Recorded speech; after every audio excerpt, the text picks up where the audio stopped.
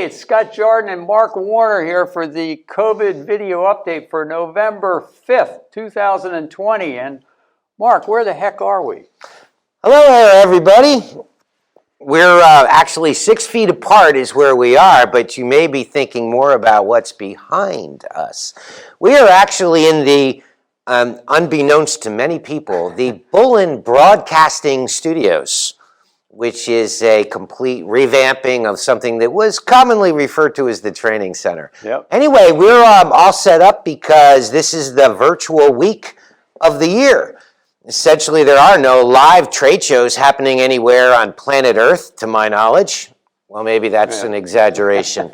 Certainly none in Folcroft. That's right. So we are actually doing a virtual trade show, in a sense. And we have the booth set up so that we can have that look and feel. And really what we're doing is bringing a lot of education and conversation to our valued customers and to those folks that are looking for education as it relates to the industry in general. Yep. So next week on Wednesday, Thursday, and Friday, all day long, each of those 3 days, we're going to be broadcasting live, streaming, as the kids call it. 24. Right. 24 very, very compelling educational types of programs. Some of them, as you might expect, are going to be product related and how those products might fit into increasing That person didn't know that we're doing a broadcast. increasing the level of efficiencies of different processes and procedures. Better be a big order you just got there, buddy. The other thing that's going on is talking about a lot of news related, like, you know, what's happening with COVID? Did it go away after the election, or is it here to stay for a while, and do we have to adapt to a new normal? We're also going to get into things like germ washing, Scott. I mean, that was something that an awful lot of our listeners would still out there kind of reply to when we'd come out with some of these new ones. I just saw a congratulatory email from American Airlines about how they're doing such a great job cleaning those planes only in Texas with that product that they can only use in Texas. And I still continuously get calls about similar products making similar claims. And although in our hearts, we truly believe that someday there may be a miracle. But we also know that we tend to be skeptical because we read the fine print on these things. And often it's the fine print that says things like it goes after odor-causing bacteria, or it goes after staph and strep, or it goes after some mold or mildew, or some common cold virus. But what we're talking about now with COVID-19 disease being caused by the SARS-CoV-2, they aren't making any specific claims against that. So anybody that's working with those products may be actually creating somewhat of a safer environment so that their feet don't smell or, you know, they don't get mildew. But in the other side of it is to have somebody under this sincere belief that they're now safer from catching COVID-19, to me is irresponsible because it's claimed the lives of people you and I know. So we take it really, really seriously. So what happens with a lot of these phone calls is we'll suggest that people look at the fine print. There's validity, I'm sure, to some of the claims, but they're not necessarily valid specific to COVID-19 or SARS-CoV-2, which is the virus that causes COVID-19. And that's the bottom line. And to make somebody feel as though, hey, I went into this airplane and I waved a magic wand and you're good to go for 7 days no matter who comes in here and sneezes and coughs, I would not want to be involved with that conversation knowing that ultimately if somebody did catch COVID-19 as a consequence of an exaggeration and died, that would be hard to live with. So everything that we do on our end, and we are obviously optimistic about miracle research and development. We would love it to happen. We would love it to happen, but we are also the ones that you're turning to be skeptical, to doubt some of the claims that are out there, to investigate them, to research them, and make sure that they're valid. And Scott, speaking for both of us here, if something true and novel came along that was brand new and miraculous, wouldn't we be the first to be talking about it? Absolutely. And the good news about this the stuff we're talking about is it's very black and white. If it's on the label, because it's an EPA registered product, you just can't make stuff up. It's the greatest cleaner since sliced bread or whatever. If it's on the label, it's real. They had test data to support it and everything else. If it's not on the label and you're making marketing claims that don't jibe with the label, it's pretty easy to Well, speaking of marketing claims, a lot of people, unbeknownst to most, is that if you list your website on your label, anything you say on your website falls under the regulations related to labeling laws.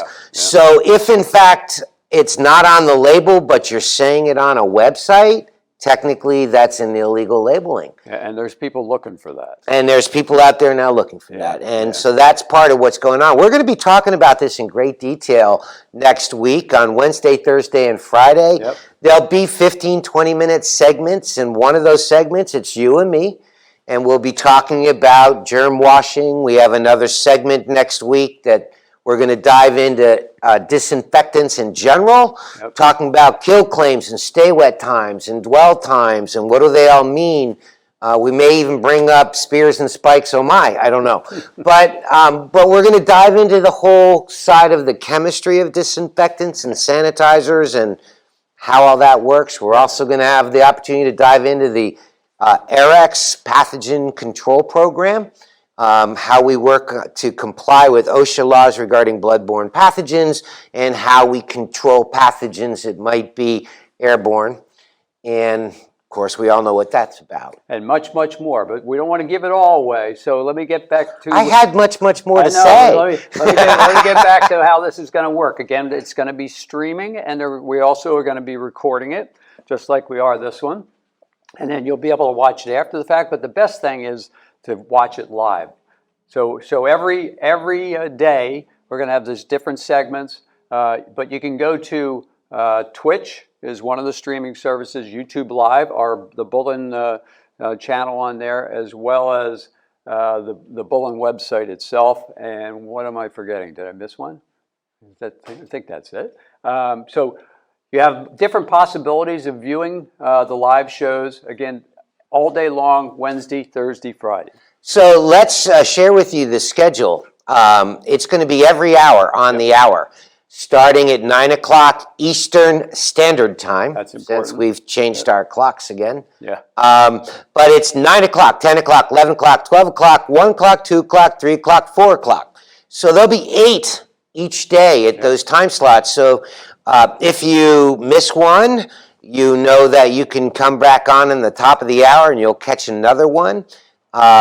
So it's wide open for you. We expect that there'll be people that'll have food delivered and sit and camp in front of their laptops all day long. We might have some soft pretzels for ourselves here as well, since we are in the home of Philadelphia soft pretzels. So the other intention of this is, as you can all imagine, we're literally going to come up with 24 very intense education and info-driven segments that will ultimately end up in some kind of compendium.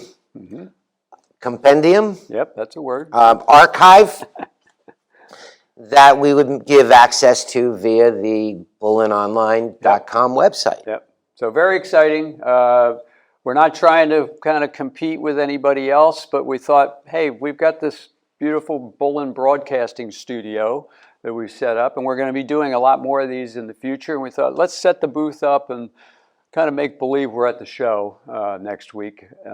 Because we're not at the show. So, that brings up a really good point that's worth our viewers to know, and that is that, Scott, you served as president of the ISSA, and I served on the education and training department for the ISSA for almost 4 years. So we have great respect for the ISSA, so we very deliberately scheduled this for next week, so it would not in any way create any kind of conflict or draw anybody away from ISSA's virtual offering that they'll be doing the following week. So that's why we did it this week, and we're hoping that it works out in a positive way for all. Yep.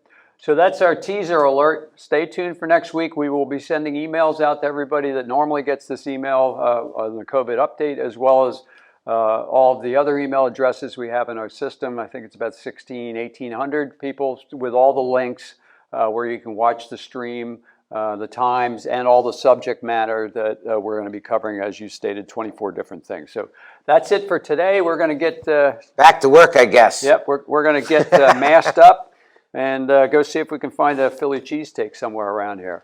Thanks, everybody. See you next week. Thanks a lot.